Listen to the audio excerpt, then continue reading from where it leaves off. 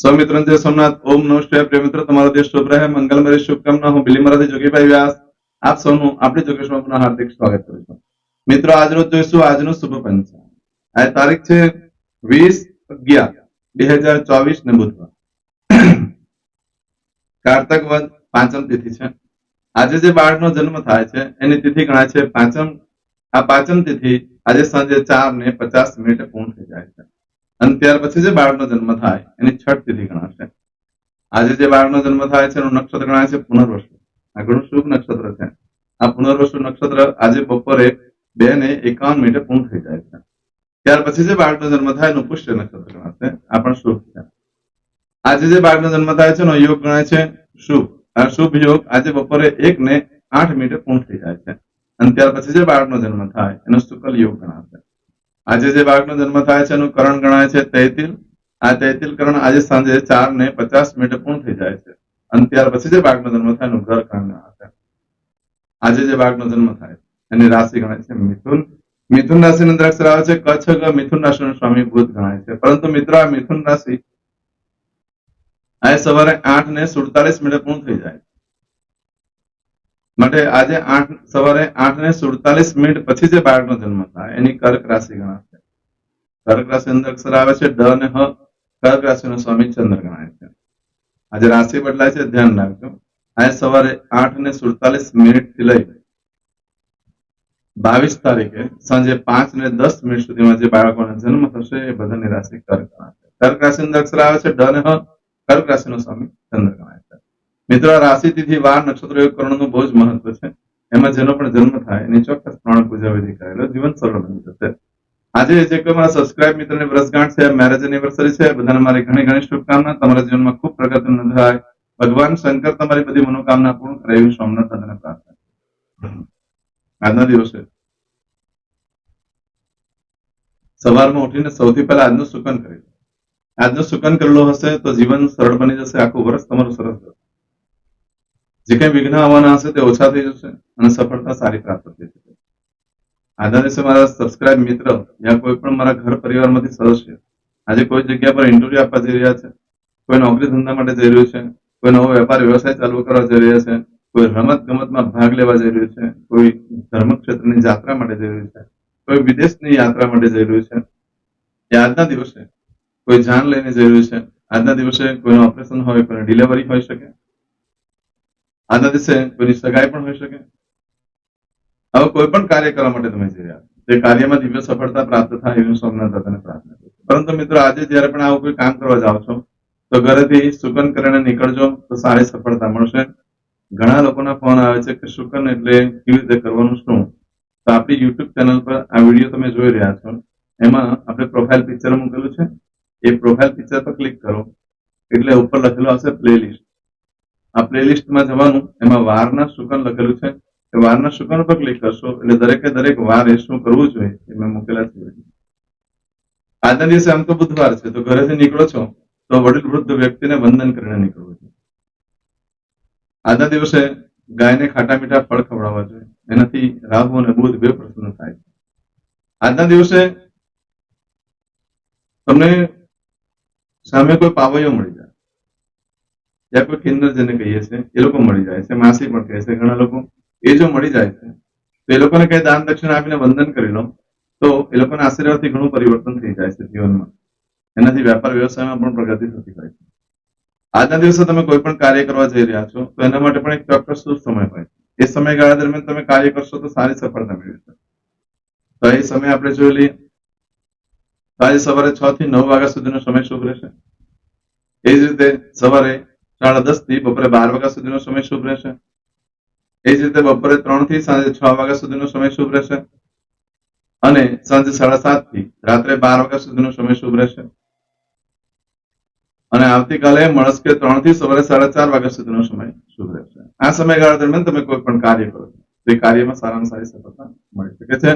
એમ તો આજે તમારી કોઈ પણ વસ્તુ ચોરાઈ જાય છે, ખોવાઈ જાય છે તો 7 દિવસ અંદર મળવાની શક્યતા છે, બાકી મળવાની શક્યતા બિલકુલ ઓછી છે. આજના દિવસે કોઈ પણ વસ્તુની ખરીદી કરી લો, કોઈ પણ વસ્તુનું વેચાણ કરી લો.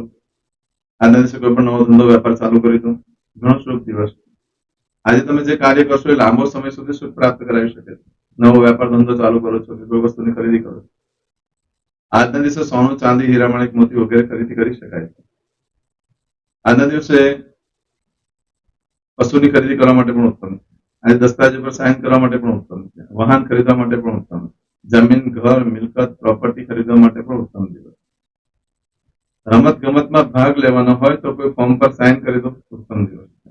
દસ્તાવેજ આજે ન થઈ શકે એમ હોય તો આજે કોઈ પણ એક પેપર ઉપર સાઇન કરી દો, એ દસ્તાવેજ ન ઉમેરી દેવાનું, તો પણ તમને એનું શુભ ફળ પ્રાપ્ત થઈ શકે છે. આજના દિવસે નવા વસ્ત્ર દરેક જણા ધારણ કરી લેવાના, કારણ કે આજના દિવસે તમે નવા વસ્ત્ર ધારણ કરો છો તો જીવનની બધી અડચણો અને મુશ્કેલીઓમાંથી મુક્તિ મળતી હોય છે. આજના દિવસે નવા વસ્ત્ર ધારણ કરવાથી જીવન સરળ બની જાય છે. અને ખાસ કરીને ધ્યાન રાખો, નવું વસ્ત્ર એટલે જે ક્યારેય કોઈએ પણ ધારણ ન કર્યું હોય તેને સમજવું. સીવેલા વસ્ત્રને વધારે મહત્વ આપવામાં આવે છે, કારણ કે એ કોઈ પહેરું ન હોય, અથવા તમારી પાસે ખાલી શર્ટ પીસ હોય, પેન્ટ પીસ હોય તો તે ઓઢી લો તો પણ ચાલશે, એનાથી પણ સારું ફળ મળી શકે છે. આજે નવા વસ્ત્ર ધારણ કરવાથી કોઈ ધર્મ ક્ષેત્રની જાત્રા પણ થઈ શકે છે, જીવન સરળ બની શકે છે.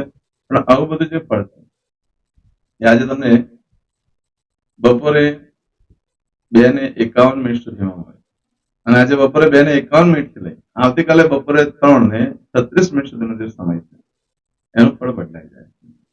એમાં તમારી કોઈ પણ વસ્તુ ચોરાઈ ગઈ, ખોવાઈ ગઈ તો 7 દિવસમાં મળે, બાકી મળવાની શક્યતા ઓછી. આ દિવસે કરેલા કાર્યમાં સુખ, સમૃદ્ધિ, ઐશ્વર્ય પ્રાપ્ત થાય છે.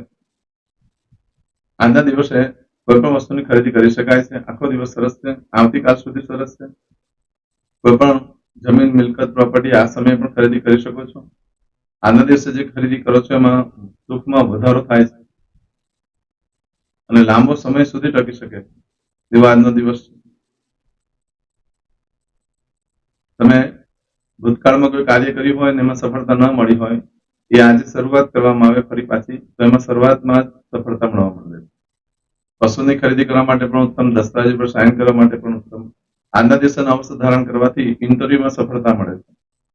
તમે કોઈ જગ્યાએ જોબ માટે ઇન્ટરવ્યુ આપવાના હોય, તો કોઈ પણ જગ્યા પર ઇન્ટરવ્યુ આપવા જવાના હોય તો આજે કોઈ પણ નવું વસ્ત્ર ઓઢી લો, તેનું ફળ તમને તે વખતે મળી જશે, શુભ ગણાશે. અને દરેક જણાએ નવા વસ્ત્ર ધારણ કરવા જોઈએ. આજે નવા વસ્ત્ર ધારણ કરવાથી વ્યાજની આવકમાં વધારો થાય છે, એ વાતનો દિવસ. આજના દિવસે આખો દિવસ સરસ છે. દરેક જણા કાર્ય કરી શકે છે. આવતીકાલે બપોરે 3:36 સુધીનો સમય શોધે છે કોઈ પણ કાર્ય કરવા માટે. અને આવતીકાલે તો ગુરુવાર છે અને પુષ્ય નક્ષત્ર છે, એમાં પણ ઉત્તમ રહેશે. અભ્યાસ કરવા વાળા વ્યક્તિ, જે છોકરાઓ છે, વિદ્યાર્થીઓ છે, એ લોકો આવતીકાલે એક અનુષ્ઠાન, જે અનુષ્ઠાન કરે તો મેધા શક્તિ વધે છે, યાદ શક્તિ વધે છે એ લોકોની, અને પ્રજ્ઞા પણ વધે છે. આજે કરશો આજના સંકલ્પ. આજના દિવસે મુહૂર્તો જોઈ લઈએ. સગાઈ કરવા માટે આજનો દિવસ ચાલે એમ છે, સગાઈ થઈ શકે છે. આજના દિવસે લગ્ન માટે કોઈ તારીખ આપેલી નથી. આજના દિવસે વાસ્તુ કરવા માટે પણ કોઈ તારીખો નથી આપી. ખાતમુહૂર્તની પણ કોઈ તારીખ નથી આપેલી. બીજા બધા કાર્ય કરવા માટે ઉત્તમ દિવસ છે. આજે કરશો આજનો સંકલ્પ. ચમચીમાં પાણી લઈ લો. અદ્યતન માસના માસોત્તમ પરમ પવિત્ર કાર્તિક માસે શુભે કૃષ્ણ પક્ષે પંચમ્યાયામ સૌમ્યવાસરણ વિત્તાયામ. હવે દરેક જણા પોતાનું સાચું નામ બોલી દો. તમારું ગોત્ર ખબર હોય તો ગોત્ર બોલી દેવાનું. પછી બોલવાનું છે અહમ, મમ, આત્મન, શ્રુતિ, સ્મૃતિ, પુરાણોક્ત, પુણ્ય, ફલ, પ્રાપ્તિ, અર્થમ, અપ્રાપ્ત, લક્ષ્મી, પ્રાપ્તિ, અર્થમ, પ્રાપ્ત, લક્ષ્મી, ચિરકાલ, સૌ, રક્ષણાત્મક, લોકેવા, સભાયામ, રાજદ્વારે, વ્યાપારે, વિદ્યા અભ્યાસે, દેશે, વિદેશે, સર્વત્ર, યશ, કીર્તિ, વિજય, લાભાદિ, પ્રાપ્તિ, અર્થમ, મમ, અખિલ, કુટુંબસ્ય, આયુ, આરોગ્ય, ऐश्वर्यादि, प्राप्ति, अर्थम, मम, जन्म, समय, तथा च विप्र, वृंदानाम, जन्म समय, जन्म कुंडली मध्ये स्थित ग्रहः, गोचर ग्रहः, महादशा, अंतर्दशा, प्रत्यंतर्दशा तथा च योग, युति, दृष्टि मध्ये शुभ फल प्राप्ति अर्थम भय, रोग, शत्रु, बाधा, दोष, मारण, तारण, मंत्र, तंत्र, अरिष्ट, दोष, पीड़ा, निवृत्ति अर्थम भूत, प्रेत, पिशाचादि द्वारा रचित अरिष्ट दोष निवृत्ति अर्थम मम सकल मनवांछित फल और તમારા મનમાં જે કઈ ઈચ્છા હોય તે બોલી જવાનું.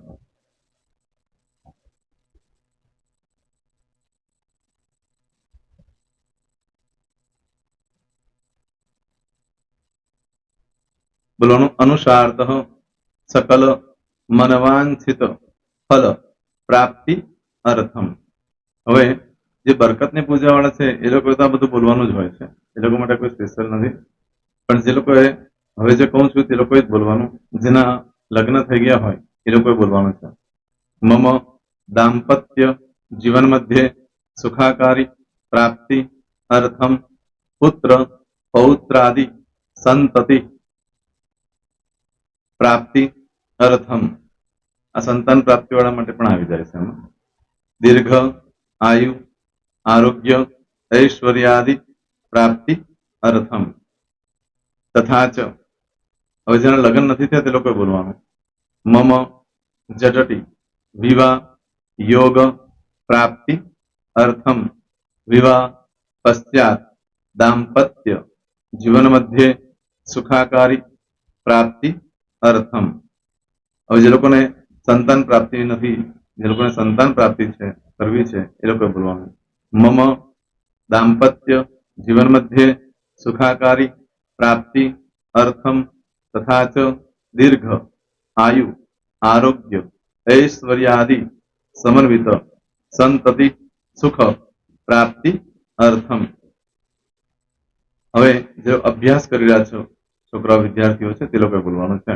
મમ વિદ્યા અભ્યાસ મધ્યે ઉત્તરો ઉત્તર પ્રગતિ ઉન્નતિ સાનુકૂલતા પૂર્વક દિવ્ય સફળતા પ્રાપ્તિ અર્થમ. હવે જે લોકો વિદેશમાં જવા માંગતા હોય કે શીપમાં જવા માંગતા હોય, મતલબ ભારત દેશની બહાર જઈને ધંધો વેપાર કરવા માંગતા હોય એ લોકોએ, અથવા વિદેશ જવા માંગતા હોય કાયમ માટે, એ લોકોએ બોલવાનું છે. મમ જટટી વિદેશ ગમન યોગ પ્રાપ્તિ અર્થમ વિદેશ ગમન કાર્ય મધ્યે સાનુકૂલતા પૂર્વક દિવ્ય સફળતા પ્રાપ્તિ અર્થમ. આરોગ્ય વાળા બોલવાનું છે, જેને આરોગ્યની પૂજા આપેલી હોય એ લોકોએ. એમ તો દરેક જણા જ બોલવાનું. બોલો મમ આયુ આરોગ્ય ઐશ્વર્યાદિ પ્રાપ્તિ અર્થમ.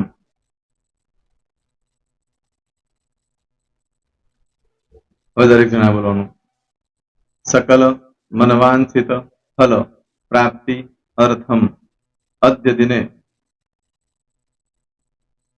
प्रधान देवतानां नित्य दिन अनुसारतः पूजन अर्चन कर्मणि अहम करिष्ये. પાણીવાળી થાળીમાં પાણી મૂકી દેવાનું છે. હવે તમારી બધી પૂજા જે મેં આપેલી છે એ પૂજા થઈ જાય, અથવા તો તમે રોજ પૂજા કરતા છો મારી પાસેથી નથી લઈ ગયા, એ પૂજા થઈ જાય પછી ફરી પાછી ચમચીમાં પાણી લેવાનું. અહીંયા વિડીયોને સ્ટોપ કરી દેવાનું. પૂજા પતે એટલે પાછું આગળનું કરવાનું છે. અહીંયા વિડીયો સ્ટોપ કરી દેવાનો અને પૂજા પતે એટલે બોલવાનું છે. વિષ્ણવે વિષ્ણવે વિષ્ણવે નમો નમઃ વિષ્ણુ સ્મરણા સર્વમ પરિપૂર્ણ અસ્તુ. એતાની ગંધ પુષ્પ ધૂપ દીપ નૈવેદ્ય તાંબૂલ દક્ષિણા પ્રદક્ષિણા સહિત પ્રણુ મમ સકલ મનવાંછિત ફલ પ્રાપ્તિ અર્થમ પૂજન અર્ચન પ્રિયદાન નમમ. પાણી મૂકી દેવાનું, પાછું પાણી લેવાનું. પૂજન અર્ચન બ્રહ્માર્પણમસ્તુ નીચે જમીન પર પાણી મૂકો, એમાં આંગળી ઘસી કપાળમાં તિલક કરી દો, એમાં કપાળમાં જમીન પર પાણી મૂક્યું છે એમાં. ત્યાર પછી ભગવાનને કહેવાનું કે હે પ્રભુ, આજે પૂજા કરતા કઈ પણ પ્રકારની ભૂલચૂક થઈ ગઈ હોય તો અમને ક્ષમા કરજો, અમે તમારા બાળક છીએ. પ્રભુ તમારો ખૂબ આભાર માનું છું, આજે મારી પાસે તમારી પૂજા કરાવી, મારી મનોકામના પૂર્ણ કરી. પ્રાર્થના કરી દો, જગ્યા પરથી ઉભા થઈ શ્રીનારાયણ ભગવાનને પાણી ચડાવી દો અને નિત્ય કર્મ જે કરતા હોય તે કરો. જય સ્વામિનારાયણ. તમારો દિવસ શુભ રહે, તમે અને તમારો પરિવાર સુખી રહે, સંપન્ન રહે, સુરક્ષિત રહે, એ ભગવાન સોમનાથ દાદાને પ્રાર્થના.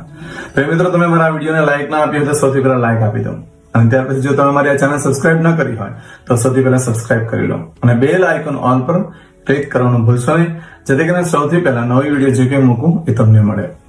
મિત્રો, કંઈ પણ મૂંઝવણ હોય તો મને આ નંબર પર તમે ફોન કરીને પૂછી શકો છો.